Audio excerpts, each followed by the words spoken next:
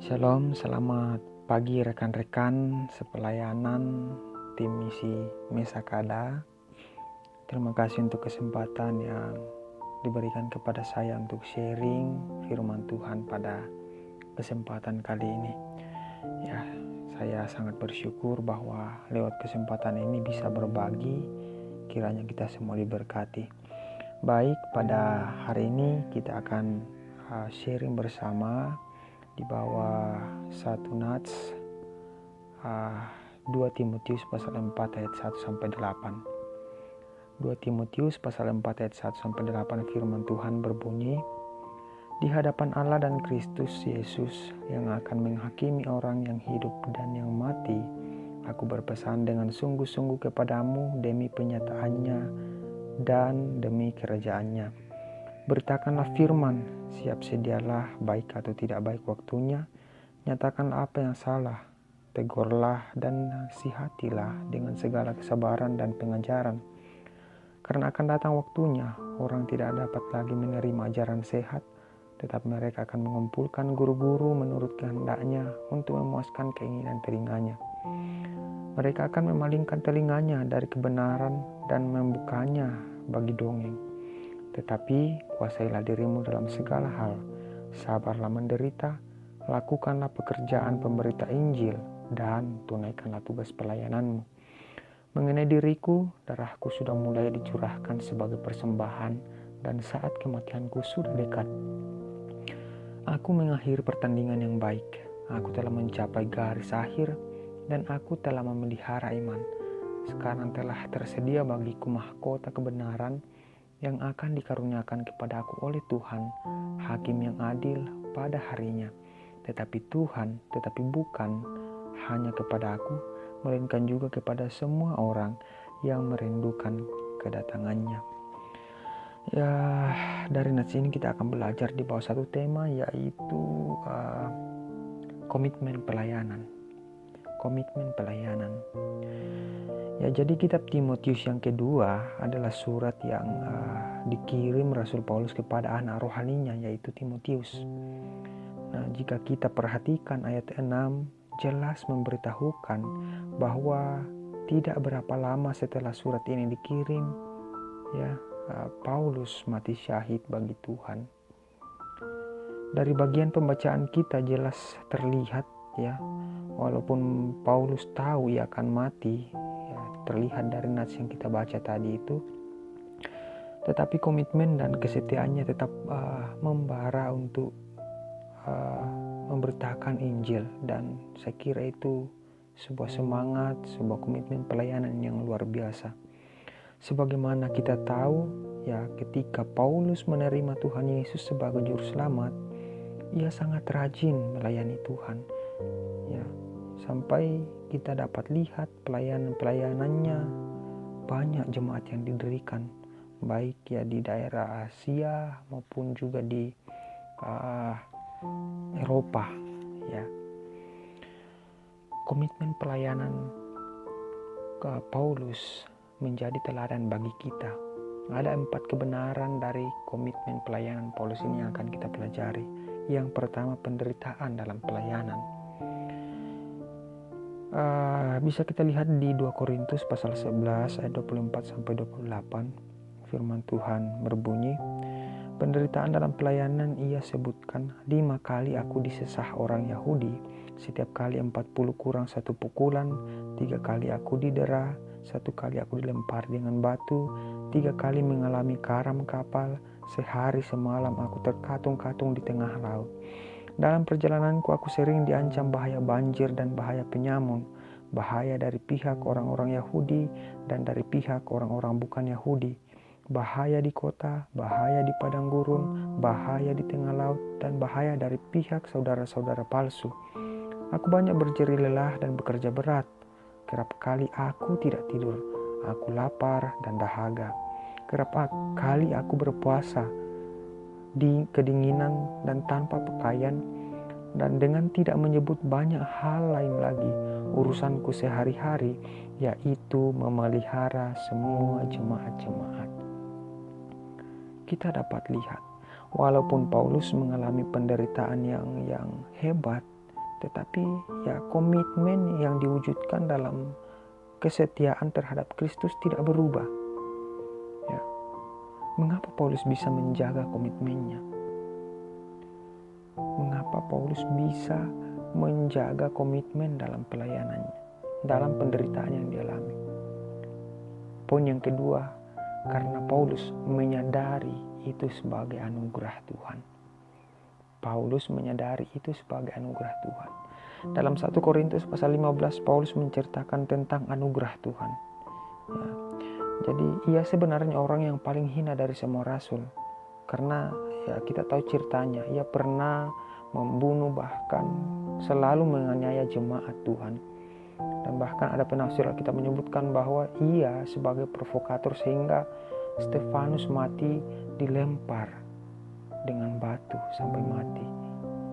Dan kita bisa lihat di bagian kitab lain, Paulus mengakui hal itu bahwa ia terlibat dalam kasus Stefanus itu. Apabila kita melihat Saulus ini atau Saulus yang sangat jahat dan kejam, ya, bukan saja tidak dihukum, tetapi diselamatkan loh. Ya, ini menarik. Sangat kejam, harusnya dihukum oleh Allah, tetapi justru diselamatkan, bahkan dipilih dan dipakai menjadi pelayannya. Ini sungguh mengherankan. Serius, ini sungguh mengherankan bagi banyak orang. Menjadi pertanyaan, bagaimana mungkin seorang penganiaya jemaat seperti itu justru dipakai Tuhan, dan kita lihat track recordnya dalam pelayanan yang dilakukan. Loh, kok justru baik, justru lebih banyak pelayanan yang dilakukan membuahkan hasil. Ya, kita pasti akan bertanya, mengapa? Kita lihat jawabannya diucapkan sendiri oleh Paulus. Tetapi karena kasih karunia Allah, aku adalah sebagaimana aku ada sekarang, dan kasih karunia yang dianugerahkannya kepadaku tidak sia-sia. Sebaliknya, aku telah bekerja lebih keras daripada mereka semua. Ya, tetapi bukannya aku. Sekali lagi di sini Paulus menekankan, melainkan kasih karunia Allah yang menyertai aku. Kita dapat lihat itu di 1 Korintus pasal 15 ayat yang ke-10.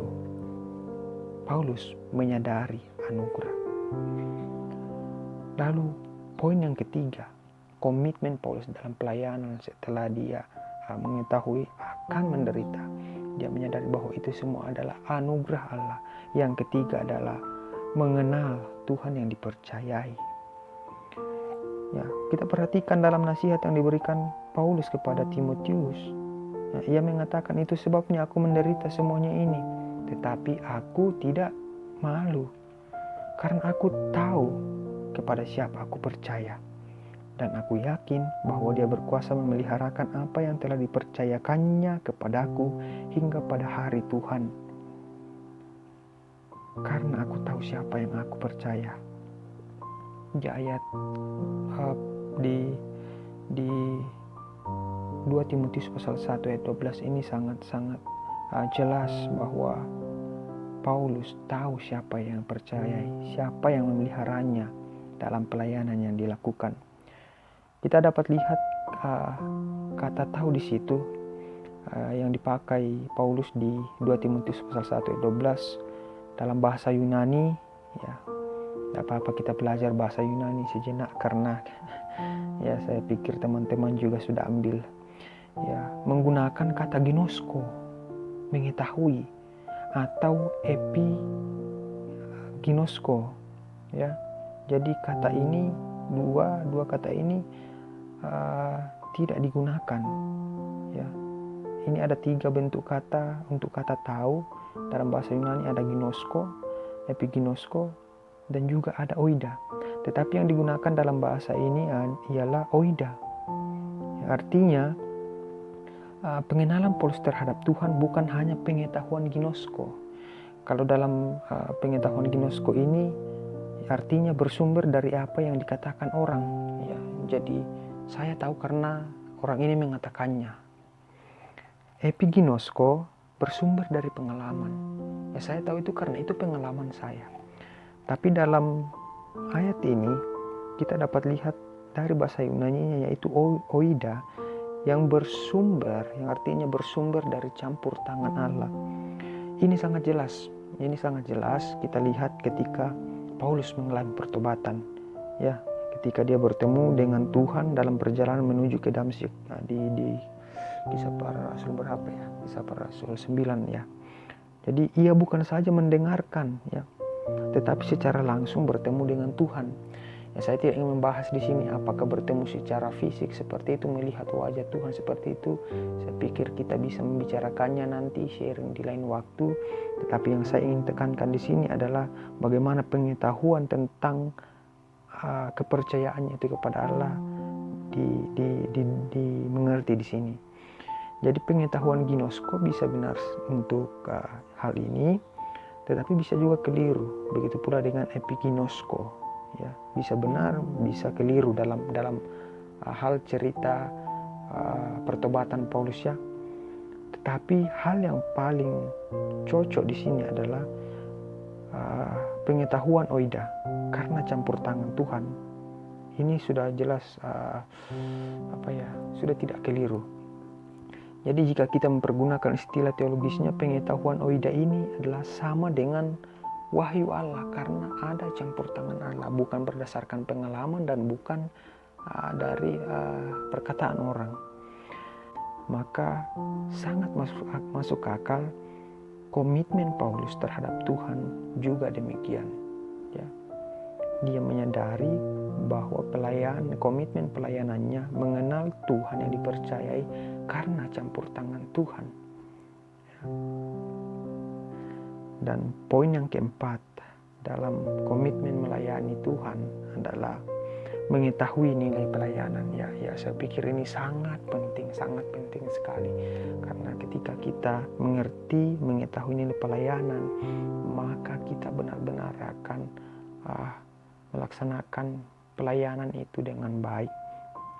Di dalam ayat 8 ia menyebutkan bahwa pada akhir dari semuanya ini ia mengetahui ada sebuah mahkota yang dipersiapkan baginya. Artinya ia tahu ya, Paulus tahu ya, nilai pelayanan itu bersifat kekal. Ya. Segala apa yang ada di dunia ini saya kira termasuk kekayaannya. Mungkin teman-teman juga setuju itu kenikmatan ya. Ketika kita sudah mati pasti kita akan tinggalkan.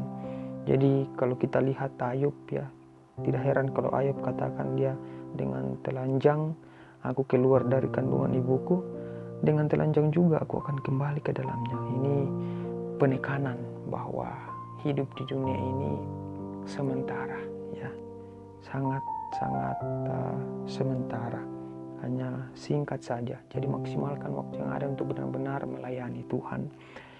Pekerjaan paling berharga dan paling bernilai selama hidup di dunia ini adalah melayani Tuhan. Ya, karena bukan saja bernilai selama kita hidup di dunia, tetapi juga setelah kita meninggalkan dunia ini sangat jelas. Ini menjadi komitmen pelayanan Paulus. Seorang dosen juga pernah mengatakan demikian. Jika kita menginginkan pelayanan kita sukses atau berhasil, kita harus mencintai pelayanan itu dulu. Nah, ketika kita mencintai pelayanan itu, otomatis kita mencintai yang empunya pelayanan itu. Dengan demikian, kita bisa mengerti, memahami bahwa nilai pelayanan itu begitu berharga. Ya. Tidak heran dalam suratnya Paulus kepada jemaat Korintus yang mengatakan, karena itu saudara-saudaraku yang kekasih, berdirilah teguh, jangan goyah, dan giatlah selalu dalam pekerjaan Tuhan. Sebab kamu tahu bahwa dalam persekutuan atau pelayanan dengan Tuhan, jerih payahmu tidak sia-sia. Ya, ini sangat jelas teman-teman. Pelayanan misi yang telah kita rencanakan, yang telah kita gadang-gadang akan kita laksanakan bulan 12, libatkan Tuhan di dalam semuanya. Karena dialah yang mempunyai pelayanan, karena dialah kita bisa menyadari bahwa kebutuhan akan pelayanan yang kita lakukan ini hanyalah untuk Tuhan, bukan untuk kita. Ya. Yohanes dalam penglihatan ia mendengar suara dari surga berkata, tuliskan, berbahagialah orang-orang mati yang mati dalam Tuhan sejak sekarang ini. Ya, ini mengingatkan kita bahwa kita harus mengerjakan dengan penuh komitmen kepada Tuhan, mencintai pelayanan itu dan mengerti bahwa nilai dari pelayanan itu begitu berharga. Ya. Jadi banyak orang di dunia karena cita-citanya berjuang mati-matian, ada pula karena kebutuhan materi, bekerja mati-matian dan lain-lain. Ya. Tapi yang menjadi penekanannya di sinilah kita sebagai orang percaya, kita juga justru harus memperhatikan ini sebagai sesuatu yang harus diperjuangkan. Ya. Kalau manusia pada umumnya mencari materi dengan mati-matian, tidakkah kita sebagai orang percaya mengerti bahwa ada kehidupan kekal yang perlu diperjuangkan juga secara mati-matian? Ya. Jadi Paulus menyadari nilai pelayanan bagi Tuhan, ditambah lagi dengan kasihnya kepada Tuhan, sehingga ia konsisten dengan komitmennya. Ya, mungkin kehidupan Paulus ini sangat-sangat menginspirasi banyak orang, sehingga tidak heran banyak misionaris yang dikirim ke tempat di mana ya sebenarnya sangat-sangat tidak mungkin bagi seorang asing bisa masuk, tetapi Tuhan menyertai mereka karena mereka memiliki komitmen pelayanan yang benar-benar menyerahkan hidup mereka kepada Tuhan, siap menderita, menyadari bahwa pelayanan itu adalah anugerah Tuhan, mengetahui bahwa yang punya pelayanan adalah Tuhan sendiri, dan mengerti bahwa nilai daripada sebuah pelayanan adalah tidak bersifat sementara hanya di dunia ini, tetapi lebih kepada kehidupan kekal. Satu kali mengikut Tuhan, mengikutinya sampai selama-lamanya. Ya, satu kali melayani Tuhan, melayani juga untuk selama-lamanya. Amin. Untuk sharing singkat ini teman-teman, sekiranya mungkin teman-teman bisa menangkap tentang 4 poin kebenaran komitmen pelayanan ini, sehingga tetap menguatkan kita dalam mempersiapkan diri melayani Tuhan dalam persiapan misi ini. Kita tahu sekali lagi bahwa pelayanan ini bukan hanya untuk ajang untuk menampilkan siapa persekutuan yang paling ekstrim dalam pelayanan misi untuk ditampilkan di chapel ataupun juga dibagikan kepada orang lain, tetapi intinya adalah kita melaksanakan misi karena kita tahu yang mempunyai pelayanan adalah Tuhan, dan ketika komitmen pelayanan kita didasari oleh 4 hal kebenaran ini, maka yakinlah bahwa kita melayani Tuhan untuk kemuliaannya, bukan untuk kita. Dan dengan pelayanan yang kita rencanakan ini, libatkan Tuhan, sehingga dalam pelayanan ini nama Tuhan dipuji dan dipermuliakan. Jiwa-jiwa yang kita doakan akan terlayani dan dilawat oleh Roh Kudus. Tuhan menyertai kita semua, tetap semangat, andalkan Tuhan dan saling mendoakan. Amin.